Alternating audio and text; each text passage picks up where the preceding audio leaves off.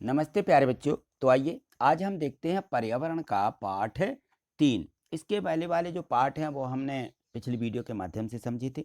यदि आपने उनको नहीं देखा, नहीं समझा है, अपने याद ग्रेड में नहीं लिखा है तो इसके डिस्क्रिप्शन में लिंक दी है, लिंक पर जाकर के आप ये सभी पाठों को देख सकते हैं। ठीक है, यहाँ देखिए प्रश्न 1 दिया गया है कि सुबह के समय आपको किन किन कार्यों के लिए पानी की आवश्यकता पड़ती है। तो देखिए जैसे सुबह होती है तो सुबह के समय हम क्या करते हैं, मुँह धोते हैं, है ना। तो मुँह धोने में, नहाने में, खाना बनाने में, पीने में आदि के लिए हम पानी का उपयोग करते हैं या पानी की आवश्यकता होती है। ठीक है, प्रश्न 2 देखिए, इसमें दिया कि ऐसे 4 काम लिखो जिसमें आप बिना पानी का उपयोग कर सकते हैं, पानी की ज़रूरत नहीं होती। तो हम पढ़ सकते हैं बिना पानी के, खेल सकते हैं बिना पानी के, नाच सकते हैं, गाना गा सकते हैं, हम बिना पानी के इनका उपयोग कर सकते हैं। ठीक है ना, ये चीज़ें हैं जिनका हम बिना पानी का उपयोग करते हैं। ठीक, प्रश्न 3 देखिए दिया है कि पानी के बचाव के लिए स्लोगन बना करके लिखो।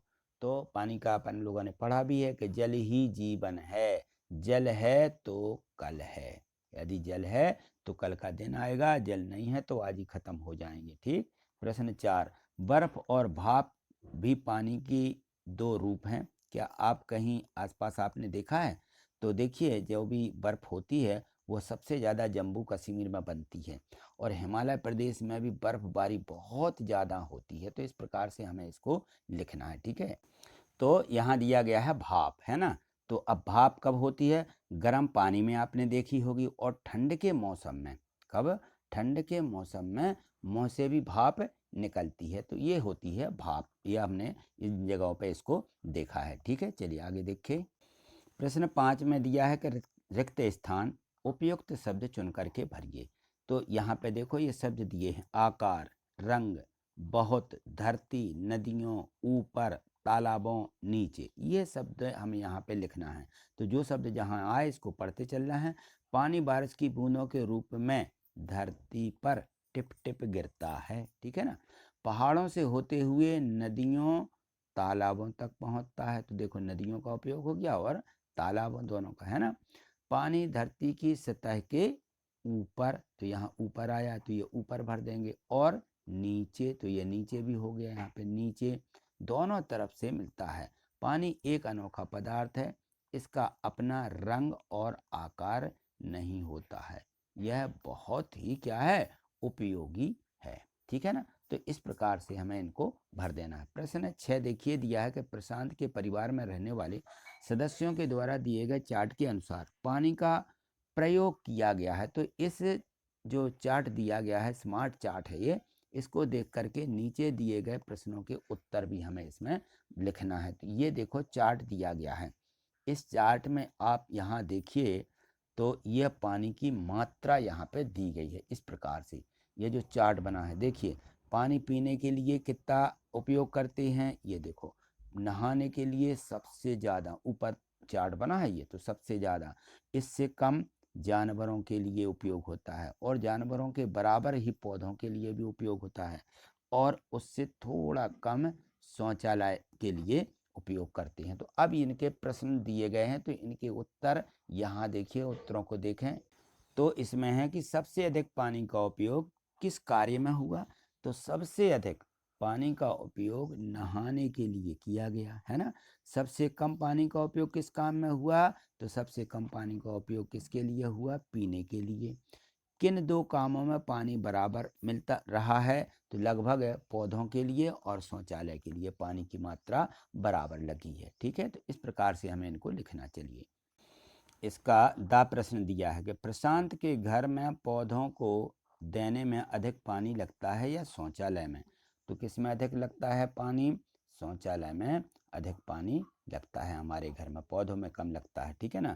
प्रश्न 7 है कि पानी हमें प्रकृति से 2 तरह से मिलता है, अपने आसपास के परिवेश में दोनों प्रकार के जल स्रोतों के नाम और पता करके यहाँ पे लिखो। तो जमीन के ऊपर से मिलता है तो नल, नलकूप, नहर और टाँका से। ठीक है ना, जमीन के अंदर से मिलता है कुआं, बोरवेल, झील, नदी इत्यादि से मिलता है, जमीन के अंदर भरा रहता है ये, है ना। तो यहाँ से हमें पानी मिलता है। ठीक, तो यहाँ ये काट दीजिए, यहाँ तालाब लिख लीजिए, तालाब। ठीक है, तालाब से। ठीक, ये हमें लिख देना है। प्रश्न 8 देखिए, यहाँ पे प्रश्न 8 दिया है। तो अब यहाँ देखो प्रश्न 8 दिया है कि अपने आसपास के जल स्रोतों से पानी इकट्ठा करके नीचे दी गई टेबल में उस पानी के बारे में लिखिए। ठीक है, तो पानी का स्रोत मानी पानी कहाँ से आता है, पानी का रंग कैसा रहता है आता है, तो क्या पानी पीने के योग्य है या नहीं। ठीक है ना, पानी का स्वाद लिखिए। यहाँ पे उन स्रोतों में पानी कहाँ से आया है वो भी हमें लिखना है। तो पानी का स्रोत सबसे पहले देखो, यहाँ हम लिखेंगे कि नलकूप, कुआं, तालाब, नदी, झरना, इनसे पानी क्या होता है आता है। और रंग कैसा होता है, नलकूप से और कुआं का नीला नीला होता है, तालाबों का हरा नीला होता है, नदी का नीला नीला, झरने का भी नीला होता है। ठीक है ना, योग्य पानी पीने योग्य नलकूप का, कुआं का पानी पीने योग्य होता है, तालाब और नदी का पानी पीने योग्य नहीं होता, झरना का भी पीने योग्य नहीं है। ठीक है ना, और जो इनका स्वाद है यह मीठा मीठा है, बाकी इनका खारा खारा लिख दीजिए। और ये कहाँ से, भूतल से, जमीन से यानी भूतल से। ठीक है ना, नलियों से आता है, नालों से आता है, ये नदी का झीलों और नालों से आता है, नदियों से, झरने का पानी नदियों में झरना में आए फिर नदी में बहता हुआ आ जाता है। ठीक है, यहाँ देखिए इसमें दिया है कि जिन स्रोतों का पानी पीने लायक नहीं था उसका क्या कारण हो सकता है। तो जल के स्रोतों में जो होती है घुलते घू लिख लीजिए, घुलित लवण, निलंबित कण, सूक्ष्म जीवाणु तथा अन्य गंदगी के कारण कई जल स्रोतों का पानी पीने लायक नहीं होता है। एक तो गंदगी होती है, दूसरे उसमें कई प्रकार के लवण घुल जाते हैं तो पानी मीठा भी नहीं लगता। ठीक है ना, पानी पीने लायक पानी कैसा होता है, पीने लायक जो पानी है वो जीवाणुओं रहित होता है, उसमें जीवाणु नहीं रहे होते, कीड़े नहीं रहते, साफ और शुद्ध होता है। ठीक है, पीने योग्य पानी में कोई भी लवण नहीं होना चाहिए। ठीक है, तब वो मीठा लगता है और कोई नुकसान नहीं करता। ठीक है, प्रश्न सा है इसका कि डायरिया, पेट में दर्द होने पर उबला पानी पीने को क्यों कहा जाता है। तो देखिए, जो पानी है, पानी को उबालकर पीने से कीटाणु और जो कंटामिनाइट से नष्ट हो जाते हैं, इसलिए डायरिया या पेट में दर्द होने पर उबला पानी पीने को कहा जाता है। ठीक है, इसलिए इसमें दिया है अगले प्रश्न में कि पानी के गंदा होने के क्या कारण हो सकते हैं। तो पानी के गंदा होने के कारण उसमें उपस्थित जीवाणु, निलंबित कण एवं लवण था, इसलिए वो क्या था, जो है उसमें पानी घुले रहते हैं, तो वो गंदा होने के कारण ये ठीक नहीं रहता है। क्या गंदे पानी को साफ करके पीने लायक बनाया जा सकता है। हाँ, तो देखिए पानी को उबाल करके पीने लायक बनाया जा सकता है, उसमें वाटर फिल्टर करके भी पीने लायक बनाया जा सकता है, उसमें क्लोरीन करण का जो क्लोरीनेशन होता है, क्लोरीन की गोलियां डाल करके उसको पानी को साफ बना करके पीने लायक बनाया जा सकता है। ठीक है, यहाँ देखिए प्रश्न 9 दिया कि पानी हमारे जीवन के लिए बहुत ही उपयोगी है। आप अपने पूरे एक दिन की दिनचर्या में पानी का क्या उपयोग करते हैं, अपने आसपास के लोगों को और किस काम में पानी का उपयोग करते हुए देखते हैं, सब बताइए यहाँ पे। तो पानी जो खुद उपयोग करते हैं और पानी का उपयोग जो दूसरों को करते आपने देखा है। तो देखिए काहे में करते हैं, नहाने में, खाना बनाने में, पीने, शौचालय में, पौधों को देते हैं ना। और यहाँ दूसरे जो करते हैं देखिए, चाय बनाने में, सब्जी धोने में, कपड़े धोने में, जानवरों को धोते हैं लोग, गाड़ियों को धोने में, ये यहाँ पे अपन लोगों ने पानी का उपयोग करते दूसरों को देखा है। प्रश्न 10 देखिए, इसमें दिया गया है कि चित्र को देख करके इसमें विभिन्न क्रियाकलाप हो रहे हैं, तो इनको देख कर प्रश्नों के उत्तर देना है। ठीक है, तो ये देखो यहाँ पे आतिशबाजी कर रहा है, क्या कर रहा है, ये नहा रहा है ना।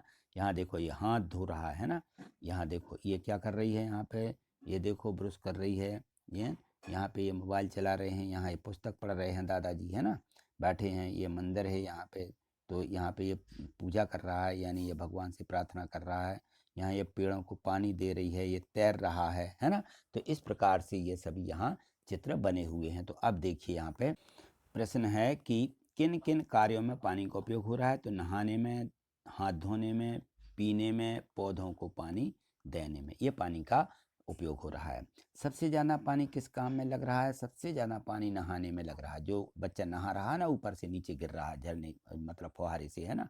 सबसे कम पानी किस काम में लग रहा है, तो सबसे कम पानी पीने में लग रहा है। जो लोग पानी पीते हैं तो बहुत कम उपयोग होता है, ज़्यादा उपयोग नहीं होता। ठीक है, तो आज इतना ही, मिलते हैं अगली वीडियो के माध्यम से। आगे देखने के लिए चैनल को सब्सक्राइब करके रखना, वीडियो को लाइक ज़रूर करना है। ठीक है, थैंक यू, धन्यवाद।